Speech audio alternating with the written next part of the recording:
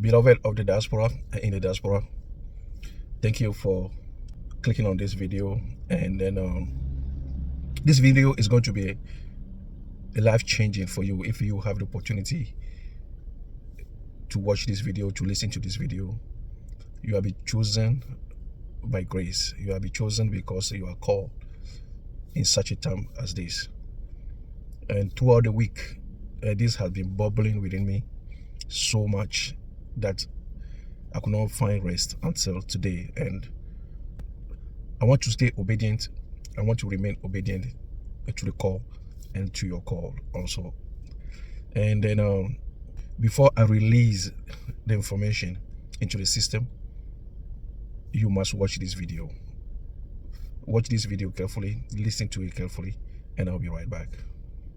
But I was just reading, U.S. farmers are beginning to complain because USAID was the biggest mopper of excess food for food aid to Africa. And USAID is not doing the auctions that mops up the excess U.S. food. And so the U.S. farmers are complaining.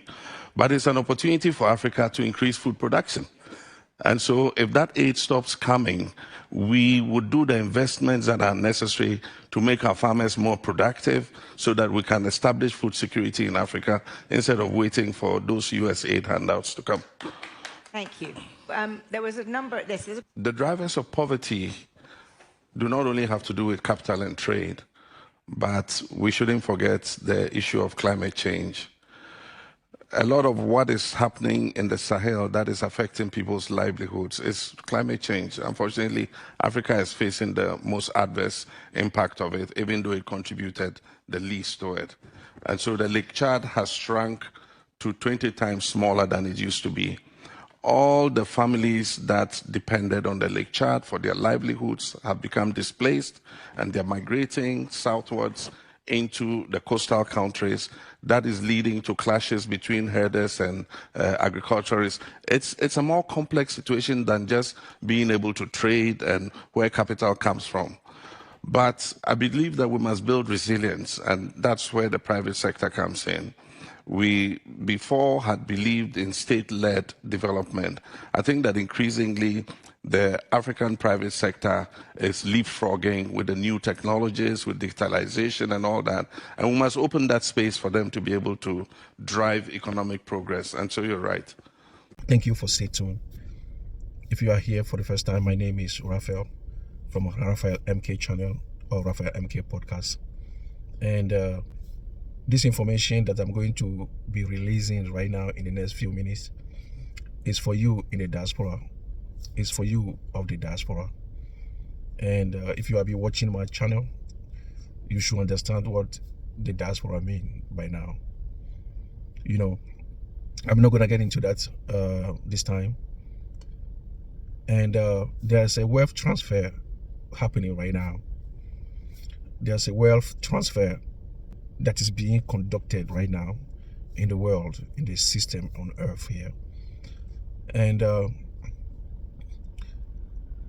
as you are part of the diaspora, it is yours. It is yours. This information, it is yours. This illumination, it is yours.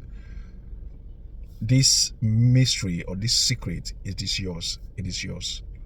You know, on this channel, I make things relevant and practical unto the people of God in such a way that you get also the understanding, you get also the insight from geopolitical point of view. Meaning that even when God came upon the face of this earth through the body of Jesus Christ, through the person of Jesus Christ, he even pointed it out in Luke 11, in Mark 13, and then also in Matthew chapter 24, that this is going to play a big role, you know, in the end of time, and in the end of time transfer. He pointed it out that those events are going to pinpoint, excuse me, those events are going to pinpoint also the beginning of end time, and that's where exactly transfer of wealth is going to be transferred to certain people. And those people, many of those people are going to be part of the diaspora, the African diaspora, and the black people. And that's why this information is so sensitive, so much sensitive, that after listening to this video, you should share. You should share before this video is being kind of taken out of the system. You know, the new government that is presiding America right now, God does everything in season, and in its time, it makes all things beautiful. It makes all things beautiful. And sometimes you see the good, the bad, and the ugly. Even though we could perceive that there's the ugly part of it, there's the bad part out of it, but the good part also is also illuminated to his people.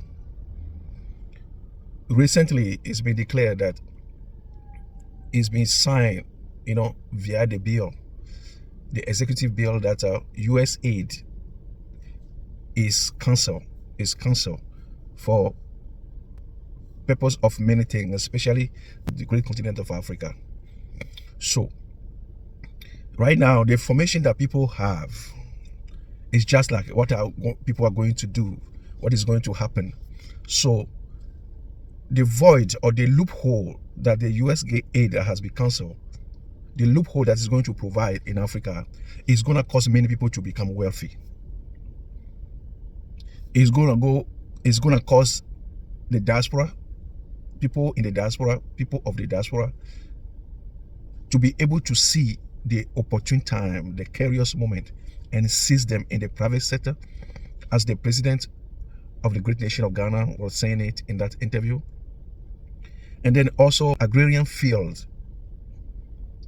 You are going to see that those areas are going to produce millionaires and billionaires coming from the great continent of Africa.